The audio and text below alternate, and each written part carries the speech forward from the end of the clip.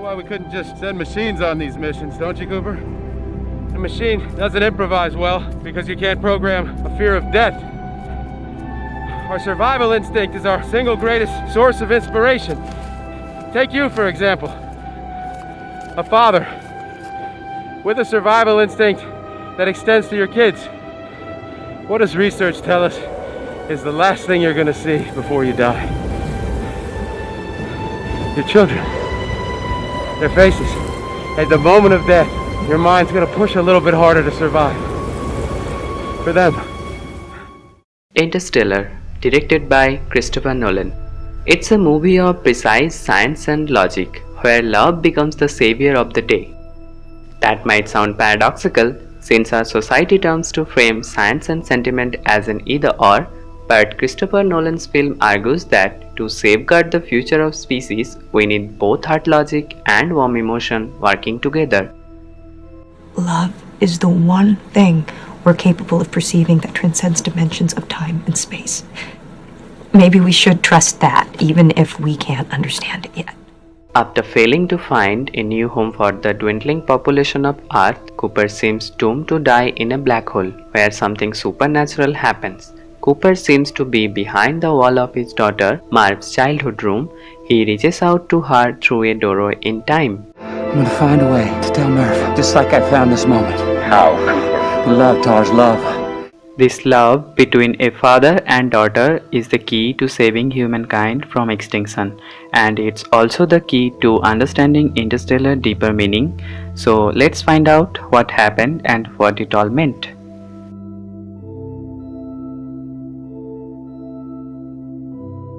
The Earth has been devastated by dust storms and blight. Humanity became an endangered species. We didn't run out of television screens and planes. We ran out of food. A mysterious wormhole appears, allowing Cooper and his team to travel far beyond the solar system to search for a planet suitable for life. One system with 3 potential worlds? A long shot. As they head towards the third and final planet on their list, only Cooper, Emilia Brandt and the robot TARS remain of the original crew. Cooper decides TARS must detach to reduce the weight of the spacecraft. Oh, we have to shed the weight to escape the gravity. Once TARS is sucked into the nearby black hole, there the robot can collect the quantum data needed to figure out how to control gravity in order to lead the remaining people of Earth into space and save them. It's our only chance to save people on Earth. If I can find a way to transmit the quantum data I'll find in there, they might still make it. Early in the film, we hear that Emilia Brandt's father, Dr. Brandt, has been trying to figure out how to do this without success. Suddenly we knew that harnessing gravity was real. So I started working on the theory and we started building this station. But you haven't solved it yet. Cooper also detaches his lander from the spacecraft to increase Brandt's odds of reaching the last planet. Newton's third law. You gotta leave something behind. He hurtles into a black hole before winding up in a place that looks like Merv's bedroom. This strange, MC-Escher-Rick reality is actually a tesseract, a construct that gives him access to the 5th dimension. They constructed this 3-dimensional space inside their 5-dimensional reality to allow you to understand it. Hell, that ain't working. Here, every moment in time exists at once. All of this is one little girl's bedroom. Every moment. It's infinitely complex. Cooper uses Merv's books to send a message in Morse code. Earlier in the film, we saw that she believes this message comes from a ghost. I figured out the message. One word. You know what it is? Stay. In fact, it's Cooper's desperate attempt to stop his past self from leaving, since at this moment he has every reason to regret giving up his life with his family only to end up stranded in space. Don't let me leave, Merv! But back on Earth, adult Merv figures out everything. You were my ghost. With the help of TARS, Cooper realizes what he has to do. You have worked out that you can exert a force across space-time. Gravity. To send a message. Affirmative. He uses dust to communicate the coordinates of the NASA base, which again gives us a full circle moment. Since we saw him and Merv read these coordinates and visit the base earlier in the film, by passing the coordinates, Cooper is setting his past self on track to go on the interstellar mission. Finally, he uses the watch he gave Merv. We code the data into the movement of the second hand. To send her the quantum data, she needs to save the humankind.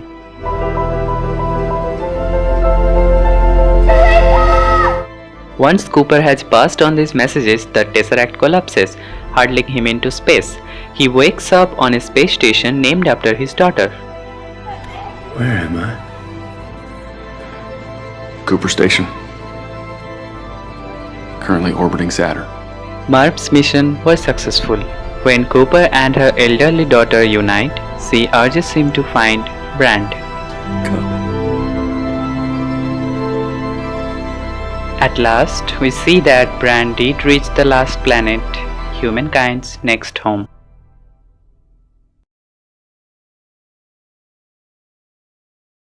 Interstellar leaves us with few lingering questions, like number 1.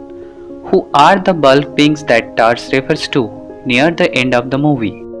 The bulk beings are closing the Tesseract. Cooper theorizes that the Tesseract was built by the future human. Cooper, people couldn't build this. No, not yet. But one day. Not you and me, but a people. A civilization that's evolved past the 4 dimensions we know. It replicates for Cooper how they perceive time. You've seen that time is represented here as a physical dimension. This recalls something Brand says earlier in the film. To them, time might be another physical dimension. To them, the past might be a canyon that they can climb into, and the future, the mountain they can climb up, but to us, it's not. Nobel Prize winning physicist Kip Thorne, who collaborated on the film, has argued that we wouldn't see a bulk being if they passed through our environment, but we would see an warping of space, like in the handshake scene. Brand thinks he is making contact with the bulk beings, who are referred to throughout the movie as simply they or them. What is that? It's them. Distorting space-time. Later we see this is Cooper reaches out to Brand as the Tesseract collapses. Cooper isn't a bulk being, but in this moment he could still experience the way they can manipulate space-time, and this leads us to the next question, number 2. If the bulk beings have so much control over time and space, why did they need Cooper at all? Here's Cooper's own answer. They have access to infinite time and space, but they're not bound by anything. They can't find a specific place in time. They can't communicate. That's why I'm here. Even though this future civilization has powers we can't imagine, Cooper's human limitations provide something essential. He can connect to specific moments in time, and he is bound to another human being. Cooper is not traveling backwards in time. We human beings can't do that. But he is outside his linear time, so he is not rewinding. He is just able to access all moment in time at once. Here comes the biggest question of the movie, which is number 3.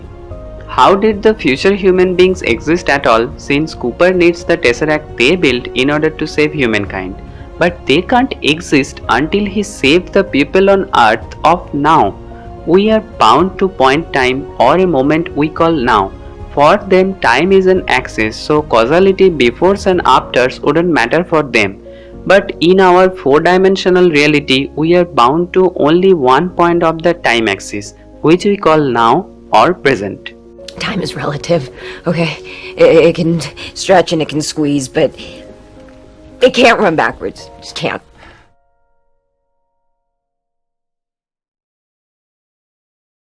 Love people who have died. Where's the social utility in that? None. In Interstellar, the characters who love each other but can't be together is Cooper and Marv. I need to fix this before I go. We'll keep it broken so you have to stay. But here Nolan is doing something different than his other movies. He is not just looking at how connections between individuals last against all odds, but how all of humanity finds a way. The film pushes us to care about Cooper and Marv's bond in order to broaden our view, as a link to make us invest in faceless future generations. The last people to starve will be the first to suffocate. And your daughter's generation will be the last to survive on Earth. Consider Dr. Brand's great lie. He admits that he deceived Cooper and the other astronauts into going on the Interstellar mission. He never had a plan to save the remaining people on Earth. There was no need for him to come back. There was no way to help us. His only true mission was to use fertilized eggs to restart human civilization. Why keep building those damn Because stations? he knew how hard it would be to get people to work together to save the species instead of themselves. Or their children. Bullshit. You never would have come here unless you believed you were going to save them. Dr. Brand's lie is unethical, but on some level, the movie itself is trying to get us to think the big picture as he does. We must reach far beyond our own lifespans. We must think not as individuals, but as a species. All of this might remind us of the current conversation about climate change. It's natural to care more about the people in our lives today than about future people we'll never know. We can care deeply, selflessly, about those we know, but that empathy rarely extends beyond our line of sight. Some, maybe most of us, are more like Matt Damon's character, Dr. Mann. He is focused on the immediate future, his own survival. I knew that if I just pressed that button and somebody would come and save me. In contrast, Dr. Brand's logical solution to the problem may strike us as a little too heartless and impersonal. Monsters alive. Unforgivable. And he knew that. Instinctively, we feel this: saving our species is more than just passing on our genes. It should also involve protecting the people that already live. The movie tells us that if we want real solutions to combat global problems like climate change, we need more people like Cooper, who integrates Dr. Mann's personal emotions and Dr. Brand's impersonal logic. Cooper's deeply felt love guides him to make logical choices for the good of all people. Mankind was born on Earth. It was never meant to die here. He makes a personal sacrifice for humanity, ensuring that Brand has a chance to find our species a new home.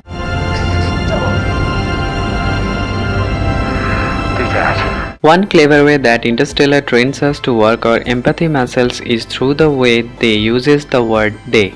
They are beings of 5 dimensions. The characters call the future human civilization by this pronoun. They saved us. What the hell is they? And just why they want to help us, huh? They placed the wormhole, allowing the astronauts to get to the other planets in the first place. Someone placed it there. They? And whoever they are, they appear to be looking out for us. And of course, they built the Tesseract. So did they here are not abstract strangers. They are descendants of the present human who are helping and looking out for their ancestors. They've put potentially habitable worlds right within our reach. Well, it can be easy to dismiss future people as anonymous. This movie reminds us that these future generations are us, the offspring of our children's children. Don't you get it yet, Tars? They're not beings. They're us. Seeing elderly Merv surrounded by her family at the end of her life helps us make this empathy leap from loving our own immediate families to loving our ancestors and descendants to loving all people. Ultimately, what is humankind but a collection of distinct siblings, parents and children anyway? Young Merv is haunted by a ghost who turns out to be Cooper, but after all an ancestor is a ghost, some whose presence is felt after they leave this world. I called it a ghost because it felt like a person. This connection between generation is supernatural, surpassing both logic and time. It's about continuing to love someone even when you can't see them or they can't see you. Love you. Forever. You hear me? I love you forever.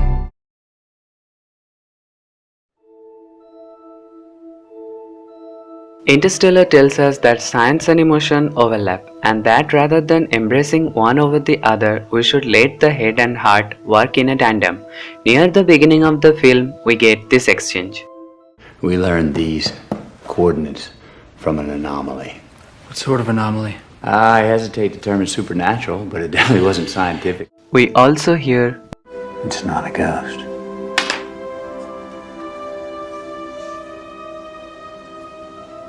It's gravity. These anomalies do come from gravity, but they also come from something so far beyond our imagination that they seem almost magical. In many ways, the supernatural, the unexplained, and the illogical are what drive scientific study. Love isn't something we invented, it's observable, powerful.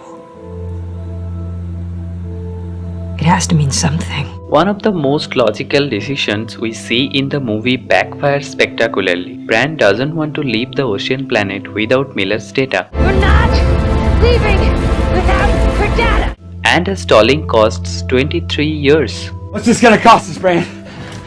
A lot. Decades.